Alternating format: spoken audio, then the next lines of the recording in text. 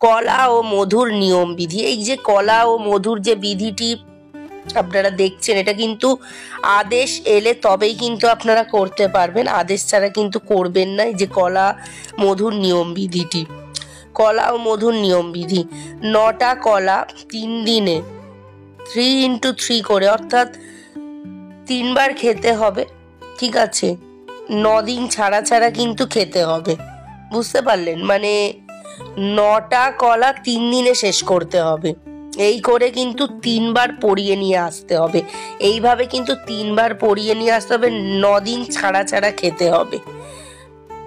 1 ছড়া থেকে 9টা কলা কিনতে হবে। 1 ছড়া বলতে হচ্ছে যে কলা যখন আপনারা দোকানে যাচ্ছেন, কলা যখন কিনছেন, পুরোপুরি কিন্তু 9টি কলা একসাথে থাকতে হবে, ঠিক আছে? যেন এরকম না হয় যে 5টা 2টো 3টে এরকম ভাগ ভাগ করে দিলে হবে না, একসাথে পুরো 9টি কলা কিন্তু আপনাদেরকে নিতে হবে, এক দামে কিনতে হবে, কোনো দামাদামি করা চলবে না, এবং পুরো একসাথে 9টি কলা কেটে দিতে বলবেন।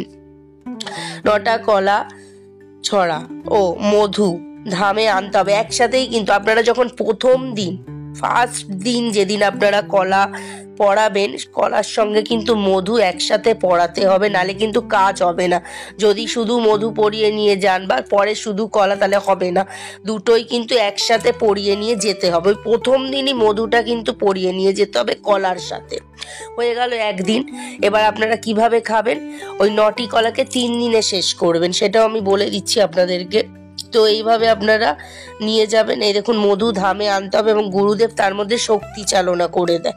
মধুর নিয়ম, প্রথমে মধুর নিয়মটা শুনে নিন। মধু সারা দিনে 2 বার লাগাতে হবে শরীর প্রভাবিত স্থানে।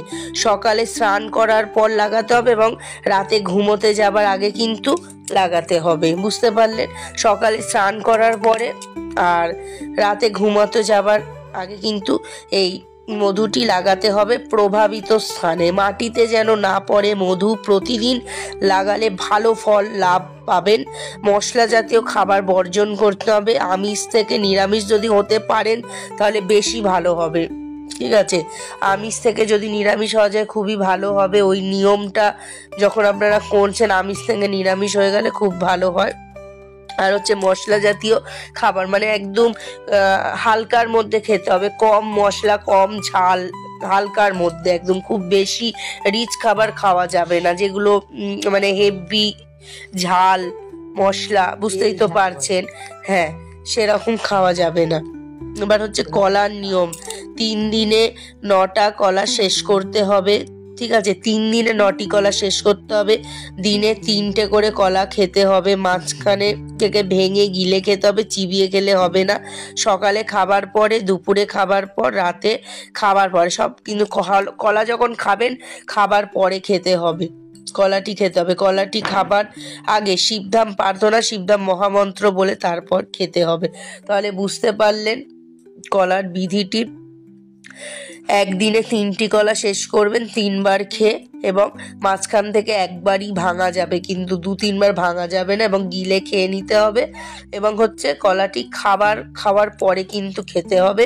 তারপরে আপনারা কলা খাবার আগে শিবনাম প্রার্থনা মহামন্ত্র জপ করে তারপর কলাটি মুখে দেবেন। তাহলে বুঝতে পারলেন এইভাবেই কিন্তু বিধিটি করতে হবে, নিয়মে যেটি বলা রয়েছে। জয় শিবধাম।